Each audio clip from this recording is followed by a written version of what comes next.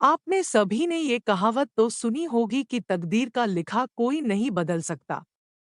इसका खेल सिर्फ तकदीर लिखने वाले को ही पता होता है और तकदीर हमेशा अच्छे कर्मों से बनती है।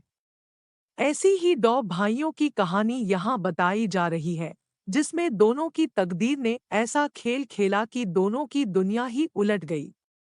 बात बहुत पुरानी है। गुजरात के सूरत शहर में मनसुख लाल नाम के एक व्यापारी थे। इनका कीमती रत्न का कारोबार था।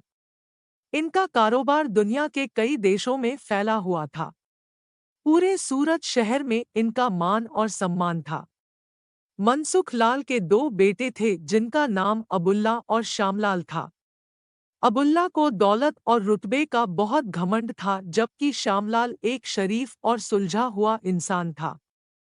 घमंड के साथ साथ अबुल्ला में ईर्ष्या और बेईमानी जैसे अवगुण भी थे। समय के साथ साथ मनसुख लाल की उम्र बढ़ती जा रही थी। ऐसे में उनके दोनों बेटों ने कारोबार में पिता का अधिक से अधिक हाथ बटाना शुरू कर दिया था। कुछ समय के पश्चात मनसुख लाल चल बसे और कारोबार का पूरा भार अबुल्ला और श्यामलाल के कंधों पर आ गया। बड़ा भाई होने के नाते अबुल्ला ने व्यापारिक फैसलों में अपनी मर्जी की चलानी शुरू कर दी। अबुल्ला बेईमानी और मक्कारी भरे फैसले लेने लगा। असली रत्न के नाम पर वह नकली रत्न का व्यापार करने लगा, जिससे उसका मुनाफा बढ़ने लगा।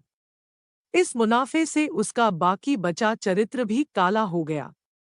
दौलत के घमंड में वह परिवार में उन्मादी जैसा व्यवहार करने लगा।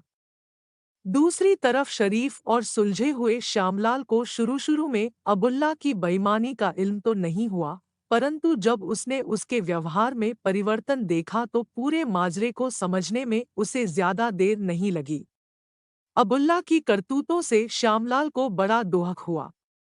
उसने अबुल्ला को समझाने और सही रास्ते पर लाने की कोशिश भी की, परंतु वह नाकाम रहा। उल्टे अबुल्ला श्यामलाल से खफा हो गया और व्यापार में बंटवारे का बहाना ढूंढने लगा। बंटवारे में भी उसने बेईमानी की साजिश रची। घर में कलह का माहौल पैदा किया। अंततः अबुल्ला अपनी साजिश में सफल रहा और श्यामलाल के हिस्से के व्यापार पर भी वह कब्जा कर बैठा। अबुल्ला के व्यवहार से दुखी होकर श्यामलाल ने शहर में दूसरी जगह अपना ठिकाना बनाया और रत्न के अपने व्यापार को नए सिरे से शुरू किया। ईमानदारी की नींव पर शुरू हुआ श्यामलाल का व्यापार जल्दी ही चल निकला। एक तरफ जहां श्यामलाल की ख्याति देश और विदेश में बढ़ने लगी, वहीं दूसरी तरफ अबुल्ला की करतूतों की पोल खुलने लगी थी। नकली रत्न के व्यापार के कारण रत्न बाजार में अबुल्ला की साख को जोरदार धक्का लगा और उसके व्यापार का दायरा सिमटने लगा। अंततः नौबत यहाँ तक आ गई कि बाहर क्या, अपने शहर का भी कोई व्यापारी अबुल्ला का नाम लेने से भी तौबा करने लगा। अब तो नौबत यहाँ तक आ गई कि अबुल्ला को धन के अभाव में अपना घर, दुकान, सामान तक बेचना पड़ रहा था। जल्दी ही अबुल्ला के हाथ से सब कुछ निकल गया और वह परिवार सहित सड़क पर आ गया। अब अबुल्ला को अपने किए पर पछतावा हो रहा था, परंतु उसकी तकदीर ने जो खेल खेल दिया था उससे आसानी से पीछे आना उसके लिए संभव नहीं था। दूसरी तरफ श्यामलाल की तकदीर का खेल था, जिसकी बदौलत वह रंग से राजा बन गया था। जब अबुल्ला की बदहाली की खबर श्यामलाल को लगी तो उसे बड़ा दुख हुआ। पुरानी बातों को भूलकर वह भागा भागा अपने बड़े भाई अबुल्ला के पास पहुंचा और अबुल्ला के लाख मना करने के बाद भी उसे परिवार सहित अपने पास ले आया।